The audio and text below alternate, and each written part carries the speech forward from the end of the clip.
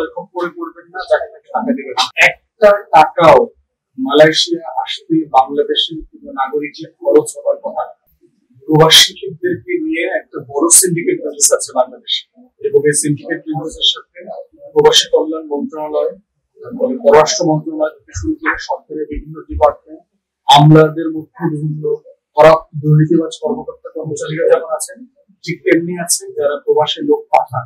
এই যে বায়রা নামে একটা সংগঠন আছে, এই ম্যান পাওয়ার বিজনেসের সাথে জড়িত বিভিন্ন সংগঠন এবং তাদের কোম্পানির মালিক মহিলা যারা আছে তাদের সাথে আছে মালয়েশিয়ার বের একটা সিন্ডিকেট আছে।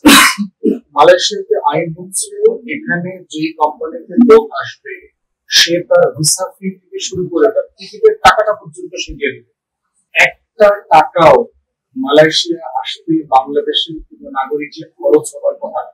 শুধু খরচ হবে যে ভাইরা এখানে আসবেন তার গ্রামের বাড়ি থেকে বাংলাদেশে ঢাকা বিমানবন্দর পর্যন্ত আসার যে গাড়ি ভাড়াটা, এই গাড়ি ভাড়ার বাইরে তার মালয়েশিয়া আসতে কোনো টাকা লাগবে না।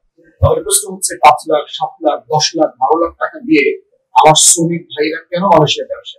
কে নেয় এই টাকাটা? এই টাকাটা চক্র করতে কারা কারা এটা ম্যানেজ করছে এবং কেন এটা সমাধান হচ্ছে? রিসেন্টলি একটা গুঞ্জন মালয়েশিয়ার দেশে শুনলাম যে সরকার নাকি 10 লক্ষ মানুষ নেবে বাংলাদেশ, এবং এটাকে কেন্দ্র করে ইতিমধ্যে যে সিন্ডিকেট ব্যবসা যারা করেন তারা বেশ অলরেডি একটা গুজব ছড়িয়ে দিয়েছেন এবং বাংলাদেশ থেকে ইতিমধ্যে লোক কালেকশন করা, কারা কারা আসবে টাকা কালেকশন করা, এগুলো শুরু হয়ে গেছে। দেশের ভাই বোনদেরকে দয়া করে অনুরোধ করছি, এই ধরনের দালাল চক্রের মাধ্যমে আপনারা আসবেন না। মালয়েশিয়া আসতে কোনো টাকা লাগে না। সরকারের নিয়ম হচ্ছে যে কোম্পানিতে আসবে সেই কোম্পানি সকল টাকা দেওয়ার করবে।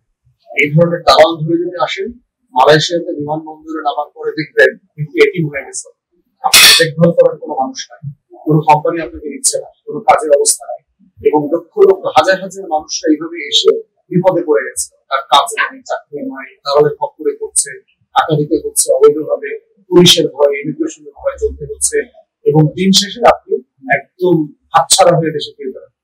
তো সেই জায়গাটাতে সরকারের দায়িত্ব হচ্ছে পুরো সিস্টেমটাকে ডিজিটালাইজ করা হতে, বাইরাকে এই সিস্টেম থেকে আউট করে ফেলেন। সরকার যদি সরাসরি একটা ওয়ান স্টপ সার্ভিস করে যেটা ডিজিটাল হবে, কোন কোম্পানি কত লোক নেবে এটাকে পাবলিক করে দেন অনলাইনে, যে কোম্পানি এক্স মালয়েশিয়াতে সে 500 লোক নেবে, কি কি শর্ত, কি কি ধরনের লোক, এবং এই ফর্মটা অনলাইনে পূরণ করবার জন্য সাহায্য দরকার হয়। বাংলাদেশের শিক্ষিত হাজার হাজার ছেলেমেয়েরা দিন রাত ওই অফিসে গিয়ে বিনামূল্যে কাজ করবে। যারা বৈষম্য বিরোধী আন্দোলন করেছে, গণঅভ্যুত্থানের পক্ষে ছিল, আমরা রাজনৈতিক দলগুলো থেকে ভলান্টিয়ার দিব, একটা টাকাও যেন আমার শ্রমিক ভাই বোনের খরচ করতে না হয়। ঠিক এইরকম একটা ডিজিটাল সিস্টেম করেন, একটা ওয়েবসাইট করেন, মালয়েশিয়া 10 লাখ লোক নেবে, খুবই সিম্পল কাজ। কোন কোম্পানি কি ধরনের লোক নেবে, সে কি রাবার বাগানে কাজ করতে লোক দিচ্ছে, নারকেল বাগানে লোক দিচ্ছে, সে কি বিল্ডিং করবার জন্য লোক দিচ্ছে, সে ক্লিনারের লোক দিচ্ছে, কয়জন লোক নেবে, তার কি রিকোয়ারমেন্ট দরকার, ডিপ্লোমা দরকার, কতটুকু লেখাপড়া দরকার, ট্রেনিং আছে কিনা, এই রিকোয়ারমেন্ট ফুলফিল করলে আপনি অ্যাপ্লিকেশন করবেন অনলাইনে। অনলাইনে অ্যাপ্লিকেশন করে total system A to Z প্যাকেজটা ওই ওয়ান স্টপ সার্ভিস স্টেশন যেখানে আছে সেখান থেকে সরকার দায়িত্ব নিয়ে করে দেবে বিনামূল্যে, এবং সেটা যদি করতে পারেন তাহলে দেখবেন, এবং ওয়ান স্টপ সার্ভিসে বললেন আপনি একটা সরকারের সেবা নিতে পারেন, আমি 10,000 টাকা নেই, 20,000 টাকা নেই, তাও তো আমার দেশের টাকা সেভ হয়ে গেল।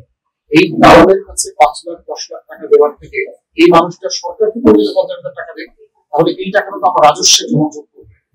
দালালের 5 লাখ 10 লাখ টাকা দেশ থেকে পাচার হয়ে যাচ্ছে। বিশাল যে ইএসপিএল এর নামে শুনলাম, আগের রাজনৈতিক দল বর্তমান রাজনৈতিক দলের নেতারা মিলে ব্যাপক লুটপাট অব্যাহত রেখেছে। অতএব সেই জায়গাতে প্রবাসী ভাইদের প্রতি আমার আহ্বান, দালালের খুব করে করবেন না, যাকে তাকে টাকা দেবেন। আর রাষ্ট্রের অন্তর্বর্তীকালীন সরকার উপদেষ্টাদের প্রতি আহ্বান, সরকারের সাথে কথা বলে নেগোশিয়েট করেন, একটা ডিজিটাল মেকানিজম ডেভেলপ করেন। আপনার কি লোক লাগবে, আমি সেই লোক দেব, এখানে কোনো লেনদেন হবে না। G2 সার্ভিস, G2G যে কন্ট্রাক্ট আছে সেই কন্ট্রাক্ট সাইন করে। এটা একটা সমাধানযোগ্য সমস্যা, এটা এমন কোনো সমস্যা না যেটা আমরা দুই দেশ মিলে সমাধান করতে পারবো না। তাই দয়া করে এই কাজটা করেন, প্রবাসীদের জীবনটাকে সহজ করেন, ভোগান্তি মুক্ত